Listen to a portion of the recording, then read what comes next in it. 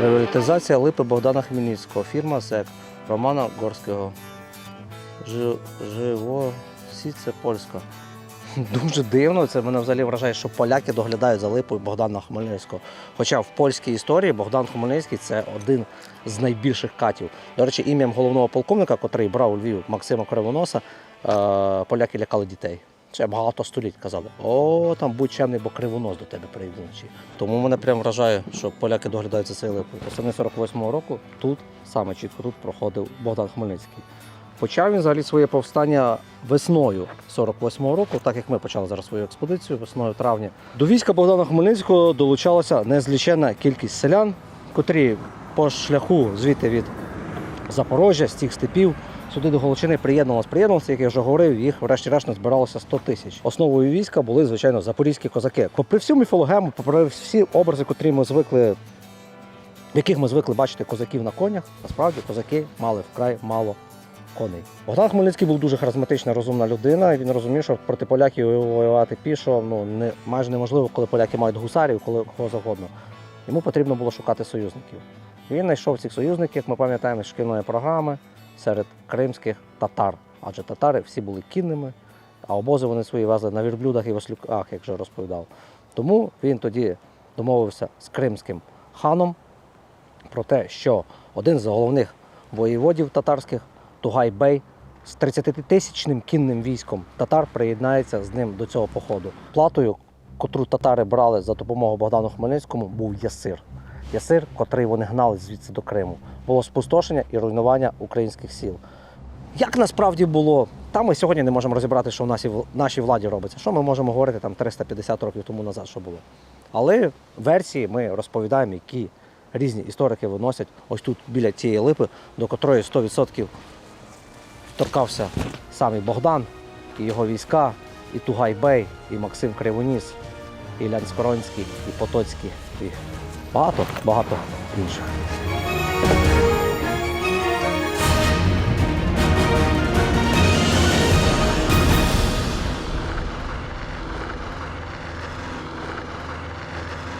А це справжній зборів 2026 року. Отак він виглядає, як ми розуміємо, це автостанція на самому в'їзді зі сторони Золочева. Ми просто в шокові, але хащі – це освітньо-дослідницько-антропологічний проєкт. І якщо ми побачили таке, ми мусимо це показувати, тому що це сучасна Україна 2026. І ми любимо чомусь таке, такі ми шалапаї, трошечки бродяги, блинди, котрі люблять лазити. Тут обов'язково треба, здається, зайти в цю автостанцію, да? Боже, а хтось реально, коли сидів, чекав того автобуса і їхав на ці всі села, де відбувалися битви Хмельницького, татарів, туди-сюди. Ще в історії хащів було все, але закинутих автостанцій ніколи не було. Це перша. Вони були занедбані, просто такі убогі, бідні, але щоб повністю закинути автостанції, ще не паче на Галичині, ми не очікували. Подивись, що робиться. Тут тільки стільці позабирали. Лишився список автобусів, які куди їхали. Дивіться на Львів, Вовківці, Городок, Тернопіль, Гарбузів, Золочів, Жабиня. Яка гарна назва села, господи, супермила, Жабиня. І Гарбузів, хіба це не прекрасно? Плавуча, Бережани, Конюхи, Августівка. А ось і схема транспортного по автостанції. Тут вже буквально по селах, все розмальовано. І годинник, котрий навічно зупинився. На цьому годиннику вічно без 6 хвилин. 9 чи 8. Якось він так посередині не зрозумів. І це мало бути 9, по ідеї. Він поламався. Друзі, коріша мої, я кожному з вас підготував по корішку. По корішку на проїзд на автобусі Совєтського Союзу, ще подивіться.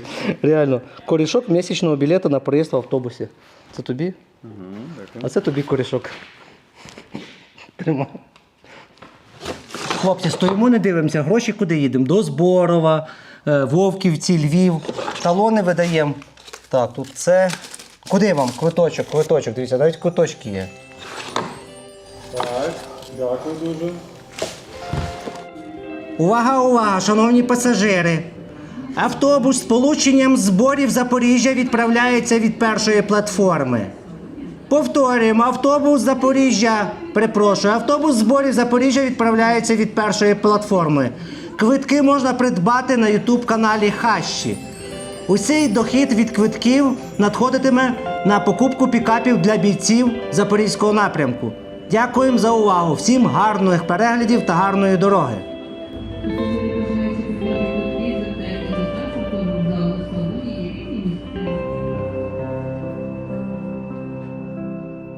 – 4 серпня 1649 року польська армія наблизилась до Зборова. Лили дощі, дороги розмило. Річка Стрипа широко розлилася. Головний табір польських військ став на дорозі поблизу села Млинівці. Було вирішено переправитися через річку Стрипу під Зборовом та йти на Тернопіль і далі до Збаржа на допомогу польським військам. Так, у своїй книзі одній науковій згадує історик про ці події, котрі відбулися в 1649 році. Чому ми зараз забігаємо на рік вперед, трошки оминаючи 1648 рік? Тому що, по правді, Хмельницький, по суті, отримав таку перемогу, але юридично її ніяк не закріпили. Тоді не підписали абсолютно ніякого документу, нічого такого. А поляки були дуже озлоблені і пригнічені цією поразкою. Для них це було надто ганебно. І вже в 49-му році вони зібрали війська з своїм новим королем, адже в 48-му році, на початку 48-го року, коли майже збіглося з повстання Богдана Хмельницького, в них помер їхній король. Вже в грудні 48-го, на початку 49-го року був обраний новий король, і під проводом цього нового короля вони почали новий похід, аби повернути собі ті землі, повернути цю гордість, ту гідність, котру татари разом з козаками, разом з селянами у них відібрали. І тоді тут під Зборовом у 1649 році велике військо Богдана Хмельницького вже разом з татарським військом, котрим керував сам татарський хан, а польським військом керував сам король Польщі. Польське військо було розгромлене, король ганебно звідси втікав.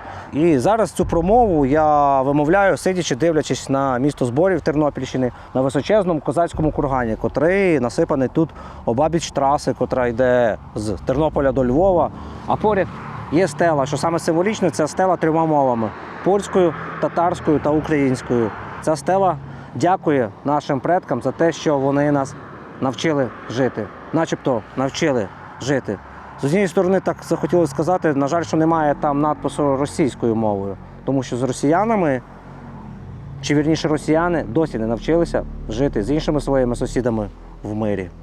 Як ви зрозуміли, у нас далі Тернопільщина, і ми рухаємося Тернопільщиною шляхом Богдана Хмельницького, шляхом Максима Кривоноса і інших загонів його великого козацького війська.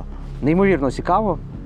Ми в захваті від цієї експедиції, ми зараз щасливі, що ми її взагалі втілюємо в життя, що ми маємо можливість її втілювати в життя, в першу чергу завдяки тим козакам, котрі зараз на всіх напрямках від Запорізького до Чернігівського, Сумського, з Чернігівського боронять нашу державність. І знову нагадуємо, що це все робиться заради того, аби допомогти їм автівками, котрі так необхідні там на фронті. Адже вони просто є такими кіньми нової війни. Як же коні колись падали у цих битвах тисячами, то зараз так само ці автомобілі, пікапи горять, гинуть щодня. І нам потрібно їх міняти, аби продовжувати цю битву, і аби по нашій країні було якомога менше таких курганів, в яких покояться кістки нашого воїнства.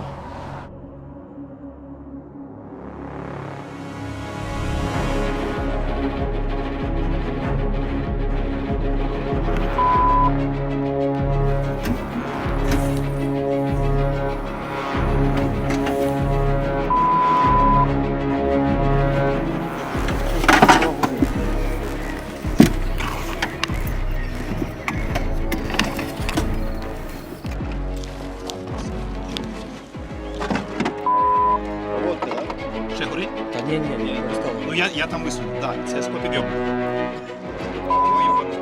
А ти що, почав щось йому робити чи ні? Ну так, я там почав дивитись і трухати ту штуку. Фух.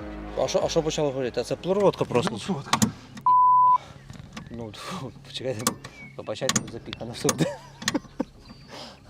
Це зараз не смішно, дим пішов, я просто такий нормальний дим пішов. Ви встигли хтось зазняти цей серйозний дим? Так, я знімав. Капець. Там такий дим йшов. Я звідти побачив, думаю, це прикол чи ні, думаю, що це таке. Добре, Володя. Олег. Це вам треба допомагати щось чи ні? Нічого не треба, зараз підійду, заберу. Ага. Дивіться, в мене є там будинок. Так. Я відкрив двері, хочете переночувати собі, ну там нічого нема. Ну на підлозі ж. Просто дах є, там то отаке оцей. А розетка є? Є. Так, от тут окей. Бачите, воно таке от. Це колишнє Так. дом, ровно австрійською цеглою. Бачите, що такі склепіння. Все кругом. Все кругом такі перекриття, все, що хочеш. Там ще такі підвали, старовинні. То у 98-му році приїхали ті жиди з Франції, які були власниками цього будинку, ну їхні внуки. І вони там дуже щось шукали, бачите, там які підземелля. Оце вони тут шукали, так? Та і вони щось там шукали, пану щось там закопано, коротше, я не маю часу піти подивитися, що там закопано. Десь воно йде там під землю, я ніколи туди не лазив, в мене не було коли часу. Поставив все дерев'яні балки, так як воно було колись, знаєте. Я не завершив роботу, але бачите, всі склепіння муровані такі, як на цей. А що тут радянський час було? Тут був клуб, Клуб. школа, бібліотека. Я сам інженер-механік, в 98 році я закінчив, я поступав приладу в один інститут. Потім це був вже, коли я закінчив, це був технічний університет. Я придумав датчик ота повороту для лазерних антенн. Це така штука була, що ви навіть не можете уявити. Я придумав спосіб, як зловити стоячу хвилю. Знаєте, всі думають, що таке неможливо зловити сонце. Неможливо зловити промінь. Я придумав спосіб, як зловити стоячу хвилю. Мій друган Саша Королєв викладає в Масачусетському технологічному інституті. Ну, я не поїхав в Америку, мене теж запрошували. Але нічого не страшно, я власник там 2 млинів, там земель, все, що хочеш.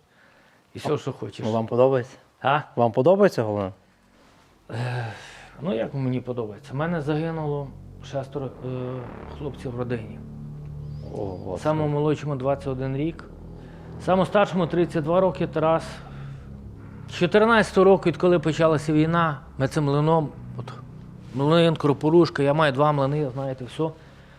Робили на війну, на армію, на все, що хочеш. Я віддав з Яла 131-го, я возив ліс, я був один з найбільших експортерів деревного вугілля за кордон. А знаєте, де я купляв свої зіла? Військова частина така є в Ярмолинцях, в Хмельницькій області. Я звідти з-під Ярмолинця. Знаєте, де Ярмолинці? Що це 30 Великий патріот України Віктор Андрійович Ющенко продавав все, кому не лень. Я просто приїхав, військову частину, стояло 130 машин в ряд. І каже, начальник військової частини, бери люби, кого хочеш. Я прийшов, там пробіг було 600 кілометрів. Військова частина роз'їжджалася от просто так, блядь. Я навіть цього брехати не буду, воно так було, розумієте? Просто як можна було просирати таку велику державу? Нас готували до захоплення, що нас мали захопити, але держава або антидержавна, то керівництво, а всупереч тому, що народ повстав, що люди пішли добровольцями, тому ми втримали державність. То ходіть, покажемо, то забрати. Кажете, да, бо ви підняли важливі, глибокі, але такі сумні, важкі теми. Маю 24 штуки худоби ще, знаєте. То ви реально підприємство, такі люди ті, що працюють. Не то, знаєте, в мене, дідо був такий, але він мав багато землі. Потім діда розкуркулили були. І десь воно закинуло мені, десь мушу тримати господарку цей. Маю трактори, бачите, вон. На дворі техніку, комбайни, все, землю маю, все, що хочеш. А от дивись, яка вона красотуля стоїть. Жовта така. О, це ще вухатий, це цей. Глянь середину, Який салон. смердить мішаками, мови нема. Так. Коли ви його заводили останнє? 2 роки тому брат повозився, загнав його і цей. Та там взагалі, там машинка стан такий, як добрий день, я тобі говорю. Все робоче, все робоче. А ти що? Слухайте, ви ж бачили, що наш задимівся? Ви побачили чи ні? Ну, А що проводка там щось замкнула, не знаю. Зараз дивимося, там Віталік, що він справить його, ні, якщо ні, то забудемо. ця машинка взагалі. Будемо купляти вас, щоб доїхати. Ще номера з тих часів, ще чорні А номера. на них можна їздити чи ні на чорне зараз? Можна, чи не можна? Бачиш, йди сюди, це ж американець. Це ж американські номери. Ходи сюди, подивися, ззаді, глянь, там квадратніші номера. Бачиш? Це перші випуски, це ж американець. Так копіював цих Chevrolet, то воно квадратне так йшло. Квадратні вони і цеї. Так. А машинка взагалі, ну що вона там їздила, копійки, коротше. Тут ще оригінальний стоїть його мотор, все. Все, має ще один мотор до нього. Ще Має ще один мотор до нього. Як донор можна взяти. Це якого року ви казали? Цей Так. 70-го року, чи то я не знаю. Там мене десь є, та нього, чи в паспорті. Ви їздили на ньому? Ні, брат їздив. Там на чому б доїздив? Воно летить як дурне. Подивись, 90 тисяч пробіг, ключі тут стоять. Прикинь, зараз сядеш і він заведеш. Чи акумулятор зняли? Акумулятор зняли, звичайно, що ну а що там. Ну, він ззаді так само, ззаді можемо теж підняти вон всі ті коліки, то все.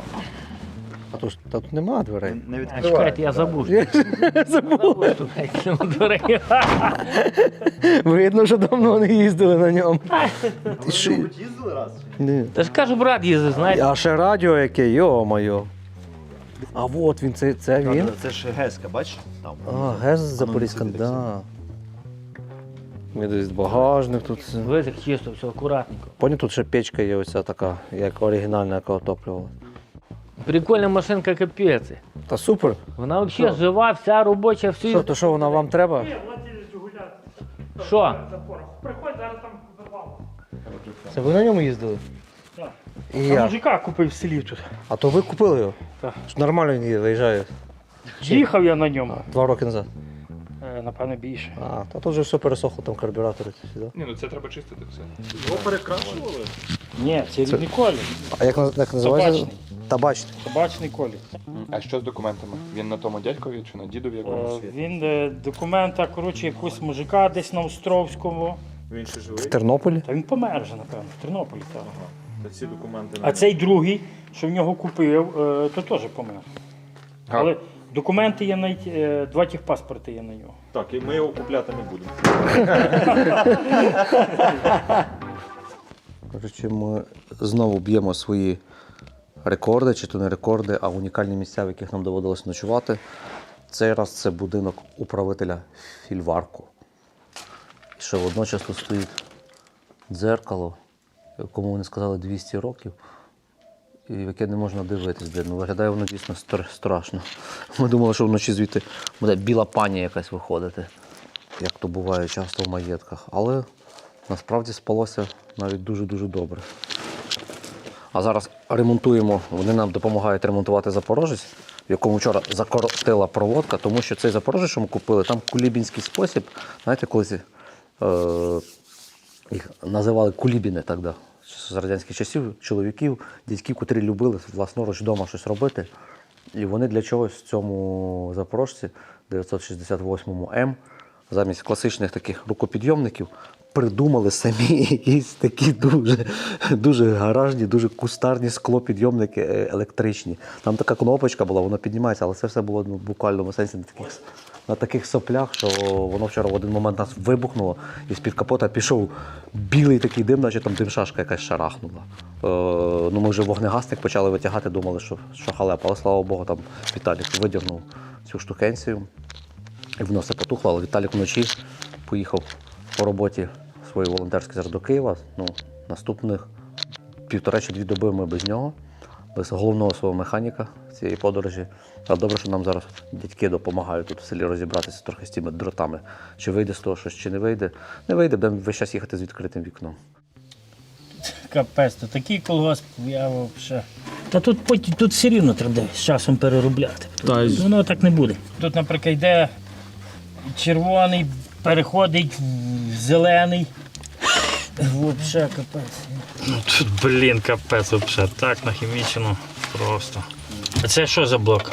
Це що таке? Це що за блочок? Це колонка, мабуть, до Ні, то аудіосистеми. колонка, ясно. А це що за блок? А ми що думаєте, ми знаємо? Тут теж капець, дивіться, тут дроти голі у вас. Воно тут горіло вам, так? Да.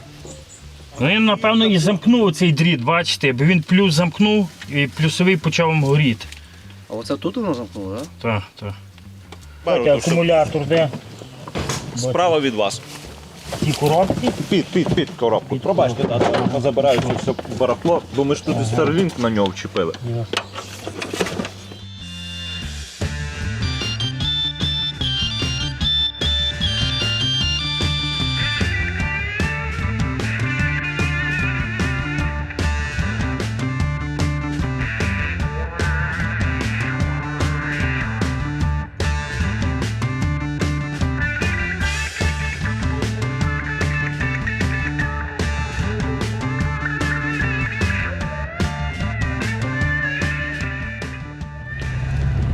Вчорашня наша пожежа і ночівля наша в цьому маєтку закінчилося тим, що в цьому запорожці вийшли з ладу праве скло бокової пасажирської дверки і ліве теж. Тобто у нас тепер ліве ніколи не відчиняється, а праве ніколи не зачиняється. Наші мандри цими курними дорогами будуть тепер продовжуватись таким шляхом, якщо нам далі це не вдасться десь підчинити. Зараз ми під Збаражем і рухаємося до Збаражської фортеці. Настільки все складно в цьому Запорожжі, що навіть місцевий майстер в селі тут, Івашківцях, провозившися години-дві зранку, нічого не зміг зробити з цим вікном. Уявляєте, воно навіть фізично його неможливо ніяк витягнути.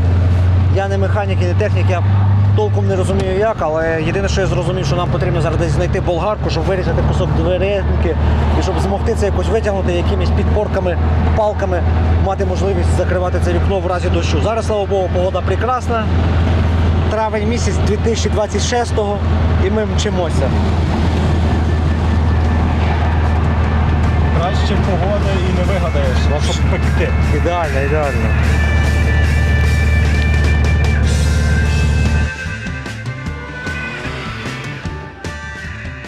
Ну от, власне, ми і в Збаражі.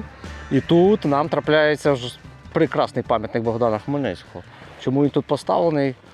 Ну, тому що Богдан Хмельницький 2 рази був в Збаражі. 1648 рік, власне, шляхами якого ми рухаємося. Але тоді він просто вже приїхав до цього міста і переїхав його далі, готуючися до штурму Львова. Як ми говоримо, між Пилівцями і Львовом це такий був великий прохід. Тут були невеликі бої, але ці завоювання Збаража тоді зробив Максим Кривоніс, його полковник, котрий рухався з півночі. А от уже у 1649 році була легендарна облога Збаража, котра тривала в липні місяці, котра обвіяна багатьма легендами. Але щоб про це говорити, то треба туди гайнути до фортеці, до замку Збаразького, котрий вон на горі є. Ми піднялися до фортеці Збаразької. Заходити ми не будемо туди. Не заради того, аби не платити квитки, а заради того, щоб з юрбами дітей там не галдіти, не бігати. Це не наш формат. Але звідси ми неодмінно мали показати вам цю фортецю. Тут відбувалася просто шалена кривава масакра. Почалося ще з того, як описує історик, що один з шпилів вежі влупила блискавка, коли поляки тут були в облозі. Вони це вже побачили як поганий знак, що це все закінчиться якось дуже лихо для них закінчиться. Та в принципі воно і так закінчилося. Поляки, іди сюди, Джок. Полякам довелося навіть в один момент з'їсти 100 бак, таких як цей підійшов, тому що в них їжі не було. Їх оточили козацькі війська разом з Хмельницьким і Морозенком і Кривоносом тоді в 49-му році, в липні. І навіть коли вже після цього більшість учасників, котрі тримали оборону всередині фортеці, вони потім помирали від хвороб різних, котрих тут нахапали. Відзначився в цій битві Нестор Морозенко, власне, вулицею, ім'ям якого названо, то куди ми під'їхали на Запорожці, там ми його поклали, свого запорожця. А про Морозенка, напевно, більшість з вас чули, бо є легендарна українська така пісня «Ой, Морозе, Морозенко, ти славний козаче, за тобою, Морозенко, вся Україна плаче». Після облоги Збаража більшість козацьких військ, вони зрозуміли, що тут гарнізон поляків закритий всередині, вони рушили під Зборів, і де відбулася ця гігантська Зборівська битва, за підсумками якої був потім підписаний Зборівський мир у 49-му році. Це вже юридично затверджений документ, адже нагадую, що в 48-му році війська Хмельницького, революція Хмельницького не досягла якихось юридичних для себе зафіксованих привілеїв, а вже після 49-го року, після цього Зборівського договору, запорожцям офіційно дозволялося мати 40-тисячне реєстрове військо, і до Запорізької такої держави, до держави Богдана Хмельницького було віднесено Братславське, Київське і Чернігівське воєводства. Поляки відмовилися начебто від цих земель. Затримуватись ми тут не будемо, адже такі фортеці, це, як я повторюсь, це формальність, це академізм, хоча вона дуже прекрасно збережена. І зверніть увагу, що більшість пам'яток, більшість місць, пов'язаних з Богданом Хмельницьким і пов'язаних з тим походом, доволі гарно збережені. Спробуйте здогадатись, чому в коментарях. Якщо не знаєте, я вам потім згодом поясню. Легенька підказка – це 1954 рік. А це у вас стара частина міста, так? Що? Стара частина міста Збаража ось це? Чи ні? Ні. Але старий Збараж більше туди, так? Точно? А старий Збараж, то це село таке. Село. Але колись то місто як було б? Ну, може, і так колись було. Бо ми про Хмельницького їздимо, кіно знімаємо, шляхами Богдана Хмельницького. Ага. Їдемо зі Львова до Запоріжжя на Запорожці. Ага, ви бачите, і за...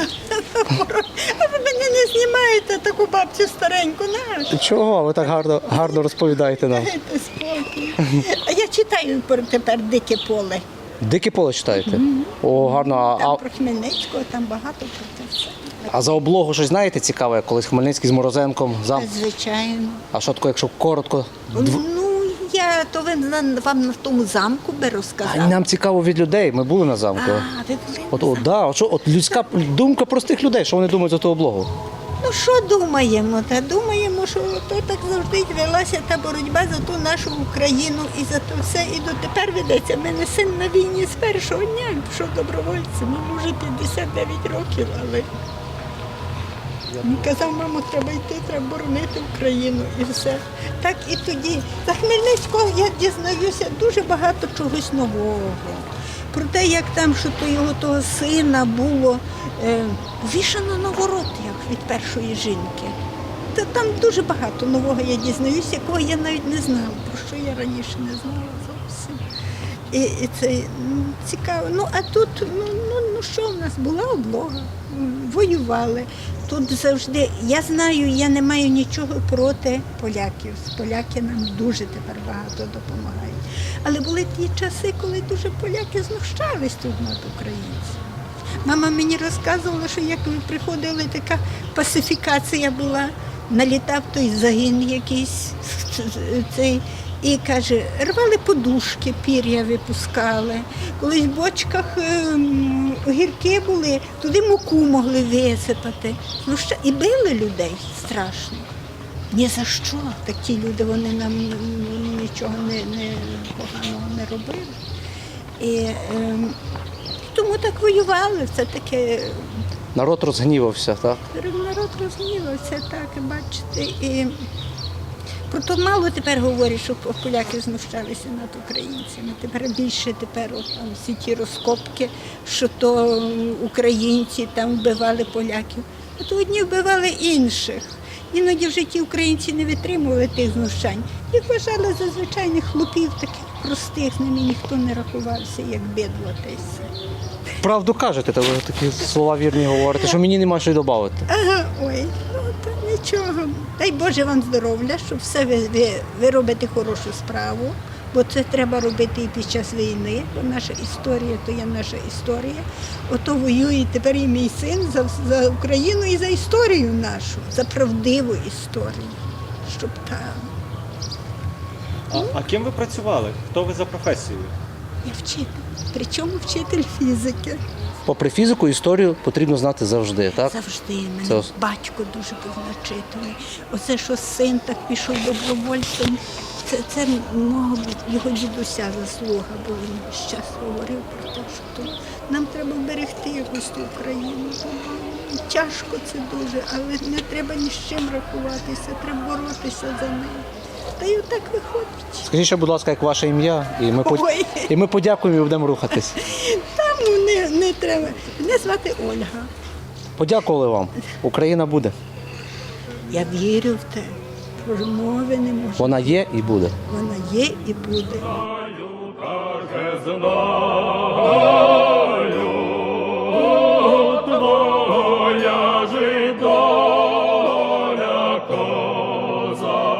Козацька взяла в зеленому гаю, твоя ж доля, козацька взяла в зеленому гаю. Рухаємося на схід, і те, що ми вірно рухаємося, говорять козацькі могили обабіч доріг. Могили, котрих по Україні сотні. А саме ці могили 48-49 року. От на цьому козацькому хресті написано, що 1649 рік, і тут йшло козацьке військо. Наша основна увага прикута 648 рокові, але часто ці шляхи переплітаються з 49-м роком. В нижчих Луб'янцях стоїть курган тим часам, полеглим козакам у цих краях, та й взагалом усім, хто боролися і віддали життя, щоб здобути українську державу. А зараз хащі поїдуть в Чагарі. А куди ж ми інше можемо рухатися? Тому що через Чагарі, через могили до минулого, аби мати майбутнє. Єдине, що цікаво в цій історії, це те, як українська історія в собі поєдналася, як українці в собі поєдналися. І на цьому кургані, який присвячений козакам 1649 року, ми можемо бачити червоно-чорні прапори ОУН і наші державні жовто-сині стяги. Але нагадуючи, хочу що розказати, що саме тоді в цих походах Богдана Хмельницького головними ворогом козацького війська були ляхи, тобто поляки, римокатолики, а не меншим ворогом, на другому місці, котрих вони теж практично під корінь винищували, це було руське населення, українське, тобто населення, котре сповідало греко-католицизм. А як пам'ятаєте наше відео про Галичину, левова частка, набагато більша частка воїнів Української повстанської армії сповідували якраз греко-католицизм. І свого часу греко-католицизм тут на Галичині відіграв роль такого рушія свідомості, з якого почала будуватися українська державність, з якого вона відроджувалася, українська державність. І Галичина була таким нашим П'ємонтом. Ой, віє вітер, ой, віє буйний дуби, дуби нахиляє, сидить і козак на могилі, та й вітра питає, сидить і козак на могилі, та й вітра питає.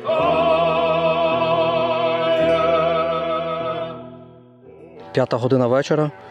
І зараз я зрозумів, заметушивши, що нам потрібно опублікувати відео про Рівненщину. Поки ми в подорожі, ви зараз дивитиметеся про партизанський край, про те, як іспанці воювали в рівненських лісах. Власне, і назву стою зараз придумаю. Останні на континенті Рівненська Волинь, іспанці, УПА, поляки, більшовики, 25 років за віру в Бога. Це про те, як протестантам давали по 25 років за те, що вони вірили в Бога. І ми це все можемо опублікувати, завантажити картинку.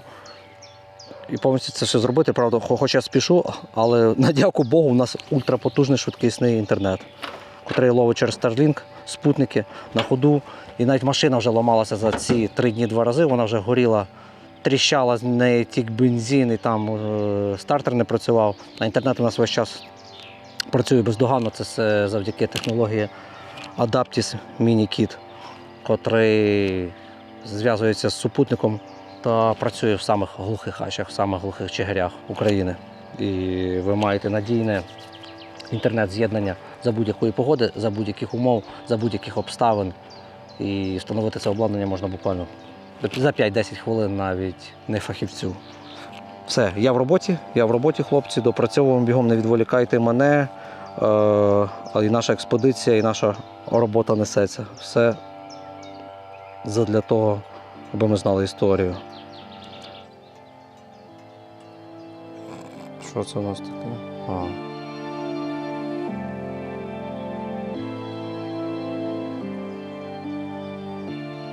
Нічого собі, диви.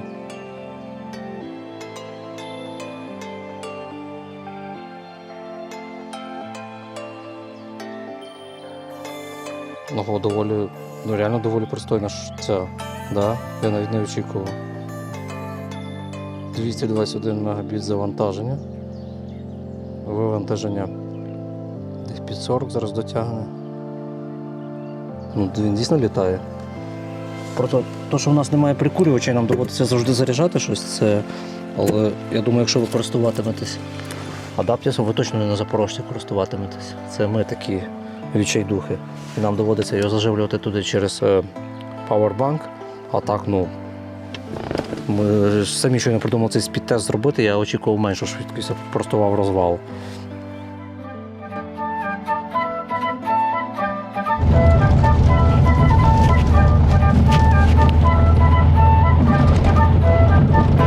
Відчуйте дух Тернопільщини сповна, да? Прекрасна дорога для запорожця.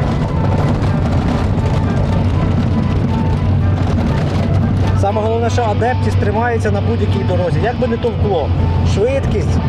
Для села. Слухай, стоп, що ти? Так показує. Бля, можна було їхати туди. Ну бач, показуєш там. Ну, їдемо. Ну що, здавати назад? Ну, поїхали так, гайда. Поїхали. Гайтавер.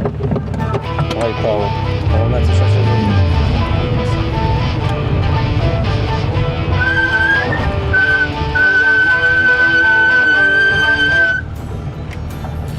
Кайф. Подобається? Та є чуть-чуть. Просто в ній є така плавність старої машини, чого зараз немає. Не сюди, чи сюди показує? Точно не сюди, далі. Блін.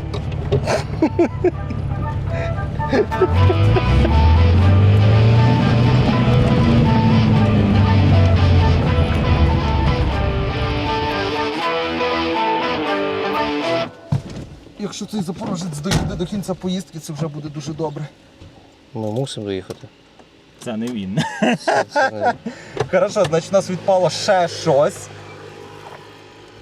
Давай, чекай. Або я під'єднав його. О, з молотком чоловік. Саме кращий інструмент для запорожця. А ми самі не знаємо, шукаємо. Ну, якщо з молотком підходити, то він не цей, не вигляне. Мгм.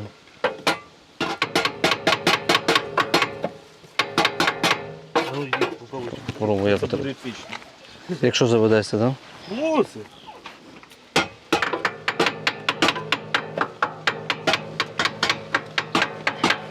Що, взагалі нічого? Чуєш, сказали? Як сказали, Запорожець машина вічна, так? Да? Раз купив, ніколи не продасиш.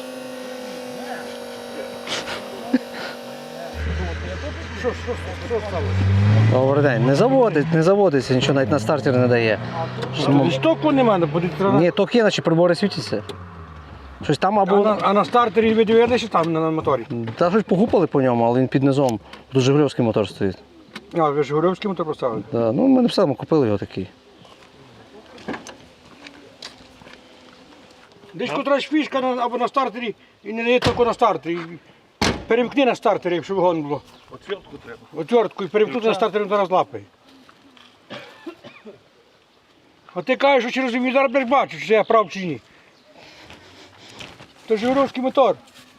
Та там молотка до нього не треба. Як ні? Якщо залепло. Ні. То як ти з молотком береш, то нам вже їхати не буде. У вас сказали це. То якщо стартер недобрий, то ми його зараз з накату заведемо.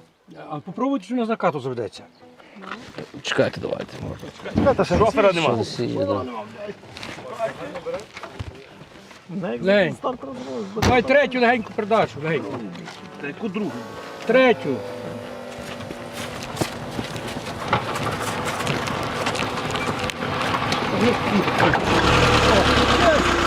Стартер, так? Да? Що тобі старий казав? Ти кажеш, що старий поможе. Що? Бачиш, вже ще пересусалися її. Ну що зручно скажи? Ліс той ліс, а чи був взагалі той ліс? Може був, та нема того лісу. Був той спис, та зріс, і нема того списа. І овес до саменьких небес. А десь там ген росте кривий дуб, на тім дубі повісився дід. Надто дивний світ, от стогид йому вкрай. Той повісився дід, на імення Мамай. Ми на Чагарі з Барській їдемо. А на Чагарі Да, ми там козацька могила є, ми хочемо туди. є там козацька Поле. молитва, йшла через поле. Там пилюка сильна. Та нам ж того він спеціально такий. Ми взагалі в Запоріжжя їдемо на ньому. Зі Львова. Та чого ж не заїде він? Заїде, якщо все справно, чого ж не заїде? Помаленьку. В добрих руках все їде. Правильно. Хочемо до заводу, де його робили, доїхати. І до Запорізької Січі їдемо шляхом, де йшов Богдан Хмельницький. У вас Морозенко, якраз ми Так, що так. могилу Ще пофотографували. є на нищик. Ми були, Липа є і курган. Там Богдан Хмельницький віддихав. Так, і курган є, так, ми Так, зупинились, так. подивилися. А ми так від Львова з Високого замку їдемо. Так? Так. Бачите. Позавчора вечором стартували, вчора весь день їхали. Нічого, хлопці, машина, якщо має їхати, то буде їхала. Дуже дякуємо вам. Та що? Як ми стали, а ви тут своїм мудрим словом нас завели. Ну, то що завел? Ти ж кажу, ну то ж як, то ж треба думати головою. Ти зрозумів, Масік, в чому проблема? Людина голові. А поясніть у цьому чоловіку, бо він головний водій, що Коли став? вона стартер відійшла, і воно зажигання включається, а стоп на стартер не дає. Тікай. Ну, а що завелося в результаті з А з ключа? буксира воно заведеться. А що потім завелося з ключа? Бо десь трьохтер куцанув і все. Тобто десь до стартера треба лізти дивитися. На яму вам треба поїхати. Якщо не глушити її, то ризику немає. Але ми мусимо глушити, бо ми могли б десь Хіба спинятися. десь ставити десь таких, щоб вона завелася вам потім. Коротше, Та стовкача. стовкача заведеться? Завжди, так? Заведеться. Все, то у нас є кому штовхати, тоді їдемо. Все, щасливо, хлопці. Дуже вам подякували. За що мені дякувати? За все. Вам дякую. За те, що допомогли, Що за ви- те, що любите Україну і цікавитесь історією теж. Ну, хлопці, я вже від самих початків рухові. В Рухі був, і в Києві був, на Майдані був Ого. 2 рази. Я був А ми фільм знімаємо документальний шляхом Богдана Хмельницького 1648 року. Рухаємося тільки в зворотньому напрямку. Знаєте, коли українці будуть? Коли б знали свою історію всю. От для того ми робимо. Молодці, я вас хвалю за це. Дивіться в Ютубі, якщо дивитесь, знаходьте хащі, я вам таки дам подивитись. Вам щаслива Ми- дорога. Дякую. Тримайтеся і бережіться. Володя, як тобі? Знаєте, куди я там доїхав? Так, у нас є карта. А, ми тут прямо і там кінці направо. Направ полем, там добра дорога, так? Це дуже ще раз дякуємо щиро вам. Це тільки початок пригод. Це тільки. Боже, я не знаю, скільки вже нас такого попереду чекає. Аби все закінчувалось так добре, як ці рази. Щоб все. Чекайте, це ми по суті другий повноцінний день поїздки і друга поломка. Раз вона горіла, другий раз. Ні, вона другий раз вже. І весь час рятують нас люди сільські на Тернопільщині зараз. Йо-моє! Ну що, їдемо на село Чагарі з Бараськи. Чагарі це по суті синонім до Хащі. Їдемо в Хащі з Бараськи, тому що ми під Збаражем. На жодній карті цього нема, ми взагалі не були готові. Зараз проїжджаючи цілком випадково, побачили, що це пам'ятник якраз Нестору Морозенку, Станіславу, того, якого згадували, якщо в Збаражі. Я на жодній карті нема цього. Тут поєднання пам'яті воякам ОУН-УПА, потім подіям 17-18 року Української Галицької армії, меморіал в цьому селі згадано. А далі, тобто як історичний період, це найновітніша історія, але я розумію, тут згодом має з'явитися пам'ятник героям сучасної війни, Друга світова, події після Першої світової і визвольна війна Богдана Хмельницького, де, власне, Морозенко, йому погруддя пам'ятник. За переказами, він похований саме тут, під селом Вищі Луб'янки. Ого! Оце нас доля веде випадково. І це ми заблукали трошки, бо ми не заблукали на ту вулицю, виїхали, ми сюди не потрапили, цього не побачили, бо ми їхали полем. Маєш тобі.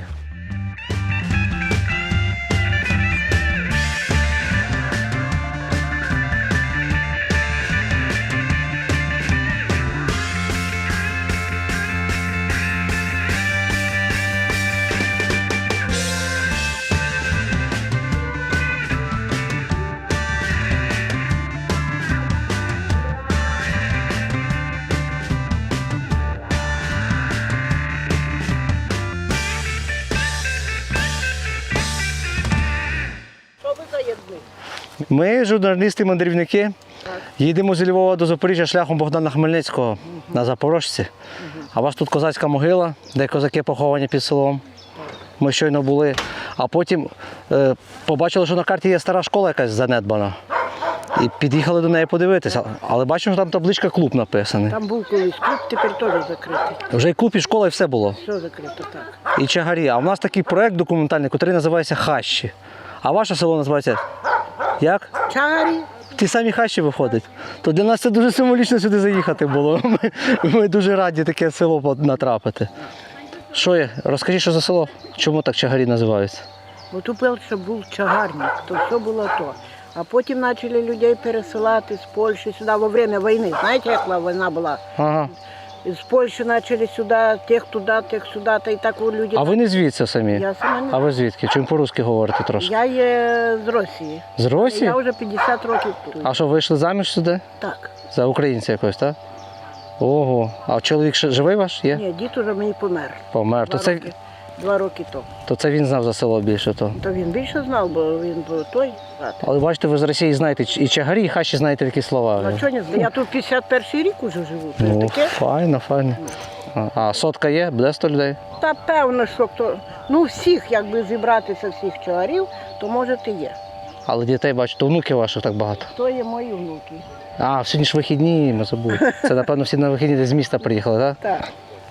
Що за Хмельницького? Чули колись? Знаєте за Богдана Хмельницького?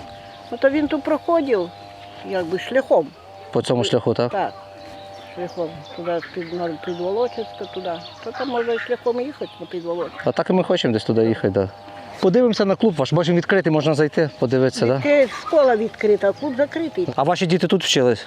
Вчилися, мої діти ще тут вчилися. Як ви вже почули, я прям витягую ліхтарик, тому що, якщо я не помиляюсь, в Україні ще існує лише 2 населених пункти, котрі більше можуть підходити для нашого проєкту. Це Хащувате у Кропивницькій області, Хащів у Львівській області, от і Чигирі. Ті самі хащі, навіть жінка з Росії, з Московії знає, що то хащі. І тут прямо в центрі села покинутий клуб разом зі школою. Наш хліб, так би мовити. Те, що починалось хащі. Ми неодмінно туди заходимо через ці чагарі. У чагарях з Барських проєкт хащі. Тернопільщина шляхами Богдана Хмельницького.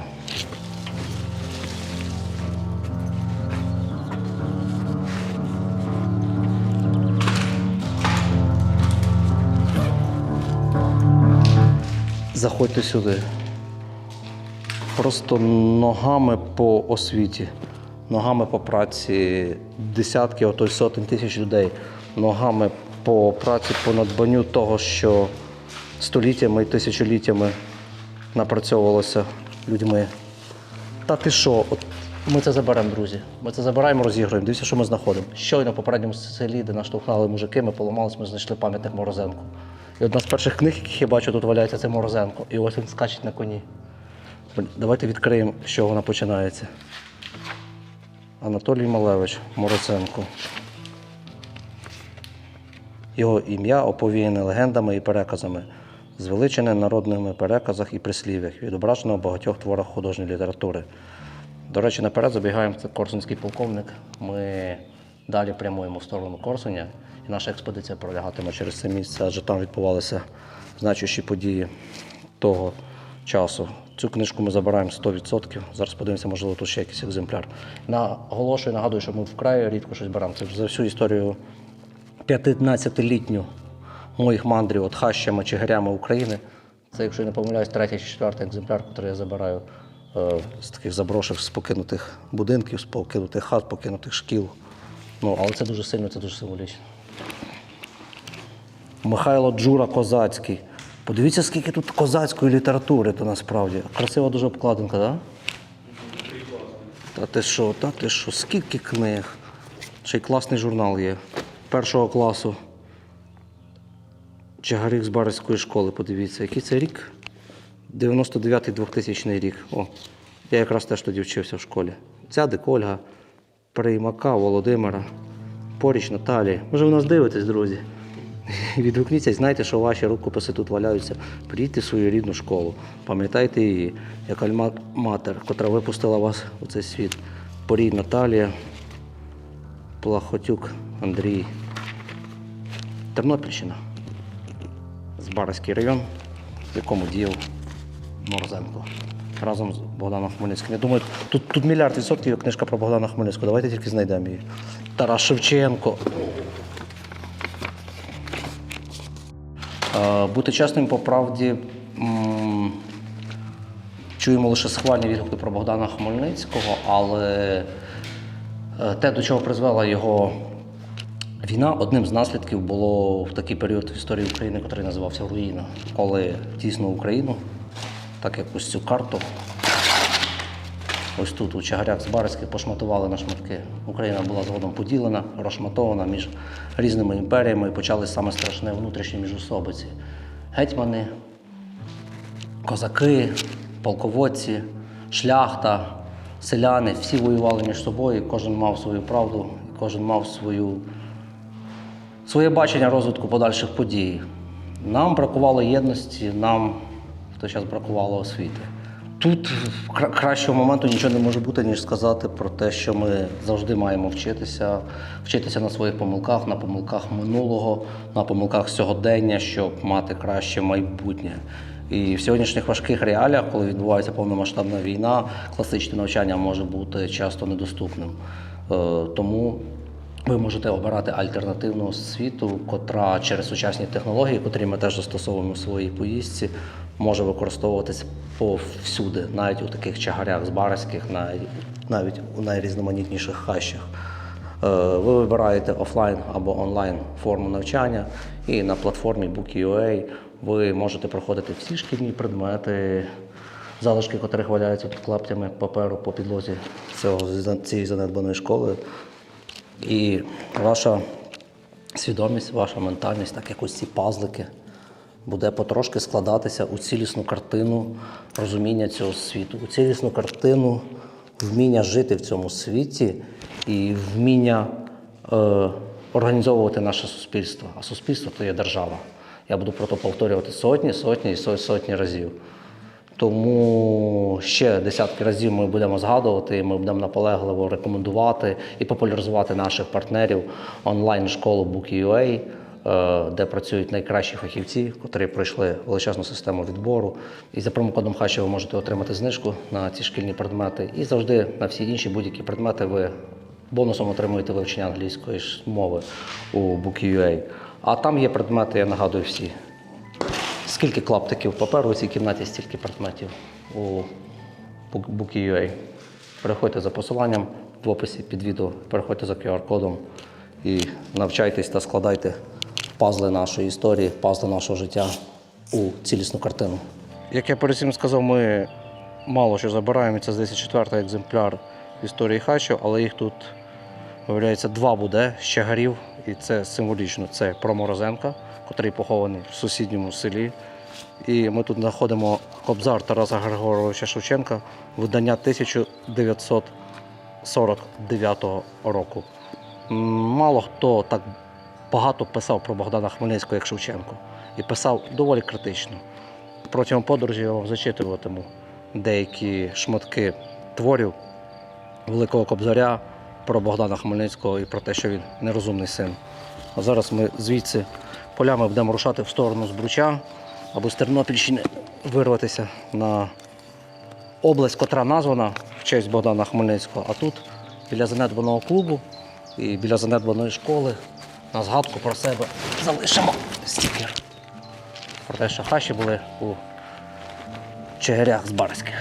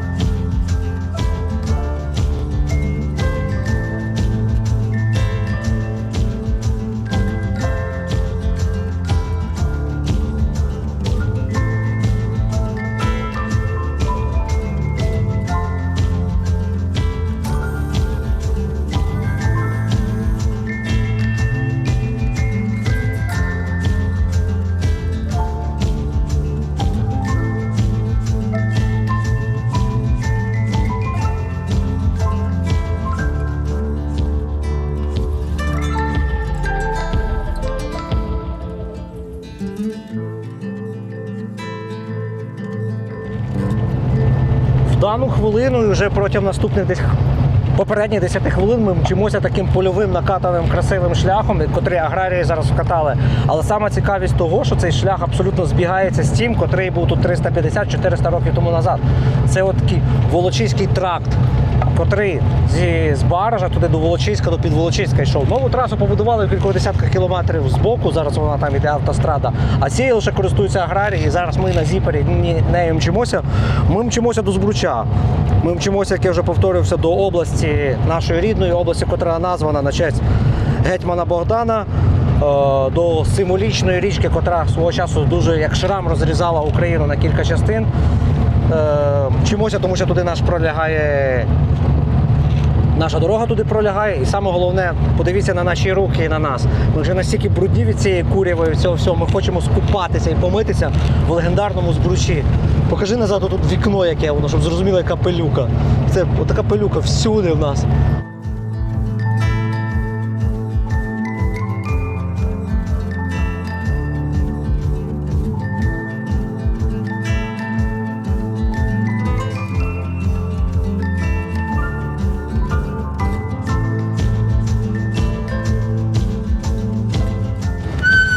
На українських шляхах стільки цінують Богдана Хмельницького, що ми в черговому селі навіть не виходимо з автомобіля, не глушимо його, тому що інколи важко завести скорики. Наближаючись до Хмельниччини, це вже Підволочиський, колишній, наскільки я розумію, район. Ми таки заглохли. Стоїть знову пам'ятник гетьману Богданові. Подивіться на якість цього пам'ятника. Ще цікавинка від хащів. В Радянському Союзі Богдану Хмельницькому було побудовано стільки багато пам'ятників, що він займав 3-те місце. Найбільше Леніну, на 2-му місці Шевченко, на 3-му місці Хмельницький. Уявляєте? Ні Пушкіну, ні Гоголю, ні ще комусь, а саме Шевченку і Хмельницькому. Ці дві особистості навіть в радянський час їм будувалися пам'ятники в трійку. Увійшли. А найбільше все ж таки Владимиру Леніну. Шановне панство, козаченьки, останнє село Тернопільщини, село Токів, Токівський замок. Вірніше, руїни замку. А тепер з одного разу навіть без вагань. Відгадайте, хто вперше завоював у 1648 році цей замок. Звичайно, війська нашого гетьмана Богдана Зіновія Хмельницького разом з Максимом Кривоносом. Вони вперше підкорили цей замок, який будував збаразький воєвода Януш, якщо я не помиляюсь, там, в 16 столітті, а в 17-му він вже був завойований. Потім, на жаль, вже в 1675 році його турки доруйнували, коли турки приходили на Поділля сюди. І сьогодні ми бачимо ці руїни, котрі величавіють над річкою Збруч в ту сторону. Не знаю, чи ми звідси побачимо, а тут колись був ставок, котрий, на жаль, пересох. Це старе гирло Збруча, котре сюди відтікало. Зараз насолоджуємося, дивимося, вивчаємо ці руїни, переїжджаємо на Хмельниччину, область, котра названа в честь самого його Богдана Хмельницького. Батька Хмеля. Ген, сини і доньки козацького роду, не дарма наш гімн починається такими словами. Бо козаки брали і такі твердині. Що, далі не лізеш? Токів далі? Подивимося. Чи варто питання? Та, напевно, варто, чому б ні. Я перевірю. Опа, опа, опа, опа, опа, опа. Яка ж краса, дійсно. До речі, те, що ми робимо, наш все ж таки проєкт, я вважаю, цим пишаюся, є повчальним. Але такі моменти, які я зараз роблю, це взагалі не в приклад. Це категорично заборонені моменти. Я навіть зараз шкодую певною мірою, що я це роблю. Щось я це показую на екран. Так не можна робити. Це роблять професіонали. Я 200 років займаюся скелелезанням, професійним спортом, тому я сюди заліз. Це для дітей була інформація, щоб вони цього не повторювали. Токівський замок. Скільки я про нього чув, скільки я про нього читав, скільки я разів бачив на Google картах, і ніколи наші ноги сюди не доходили. Ніколи наші колеса велосипедів і автомобілів сюди не докручувалися. А зараз настав цей момент. І навіть байдарка не допливала. І навіть байдарка не допливала сюди. Це, як я розумію, одна з веж, котра залишилася від замку. Ось, так, от в ту сторону видно, Влад, якщо ти обернешся, протилежну сторону від оператора, видно стіни величного замку. Оця вся територія, де стоїть наш зараз Запорожець, от пішла стіна, бачиш? Да, і таку, вона була велика, вона просто зруйнована. Туди йшла стіна, от там аж де корови пасуться була стіна. Це одна вежа, це всього лише одна єдина вежа, так як я зараз припускаю, з 2, 3, з 4, здається, або з 5 веж. Можливо, вже на постпродакшені ми знайдемо в інтернеті там креслення, я думаю, якісь зображення. Наполеон Орда змалював більшість замків, більшість фортець України того періоду. І завдяки його малюнкам ми можемо знати, як воно виглядало. Згадаємо славні дні завойовника батька Хмеля. Збруча не видно, він ось внизу, але оті будинки на тій горі – це вже Хмельницька область. Біг небом крилатий пес, біг манівцями небес. крилами бив, що хотів, те й робив, пес із блакитних небес. Попід небом стояв зі списів древній ліс, ліс зі списів бувнів року, зі списів козаків, що не ступиш і кроку, під небом стояв древній ліс. Ріс та ліс, та невдовзі проріс дрібним буденним вівзом. Виріс овес до саменьких небес, виріс овес до небес. Ріс той ліс, а чи був взагалі, а той ліс, може був, та нема того лісу. Був той спис, та зріс, і нема того списа, і овес до саменьких небес.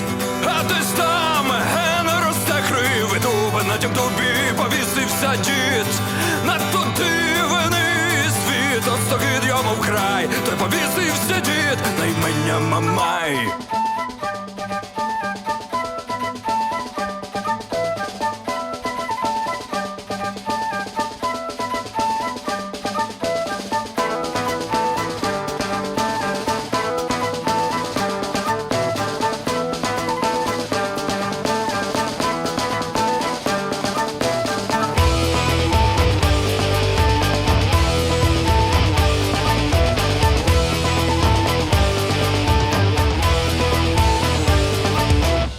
І страв пес на той овес, рави не шкодило псові.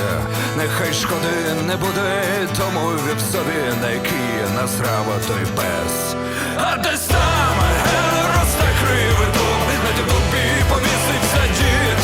Надто дивний світ, от стогид йому край, той повісився дід на імення Мамай.